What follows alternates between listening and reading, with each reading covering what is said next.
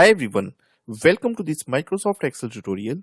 In this video, you will learn how to use the if function in Excel to make decisions based on a condition.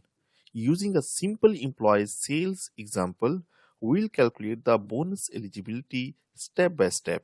So here you can see that in this example, we have the employee name, department, sales amount, and then we have the bonus status. And we want to know the bonus status based on a sales amount. And we have set a condition that the bonus will only available to the employees with the sales amount more than 1 lakh. For this condition, we have to distinguish between the employees who are eligible for the bonus and who are not eligible for the bonus. And for this type of task, if function works very good in Excel. To do this, here in this D2 cell, I will apply the if function and you will see how easy it is to distinguish between the employees.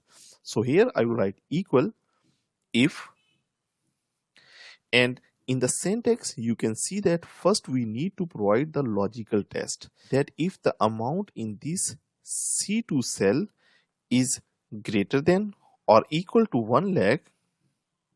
After giving the logical test, there are only two possibilities, that if this logical test is true, what would happen, and if this logical test is false, what should happen. Now if this condition is true, in inverted commas I will write bonus eligible, and after this I will write comma, and next I need to provide the value if false, that if this logical test is false, then what should be written. So in inverted commas I will write not eligible. After providing both of these conditions, I will close the parenthesis and hit enter. Now to apply this function to the rest of the employees, I will bring my cursor to the bottom right corner and double click. So you see, with simple formula I have distinguished between the eligible employees and the not eligible employees.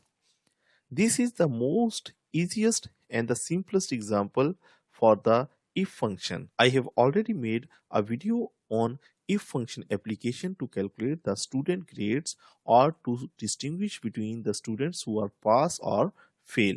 If you want that video, I have given the link in the description. You can also watch that video as well. So this is how you can use the if function to return different results based on condition in Excel. If you found this video helpful, subscribe to KnowHow for more Excel tutorials. Thanks for watching. See you next time.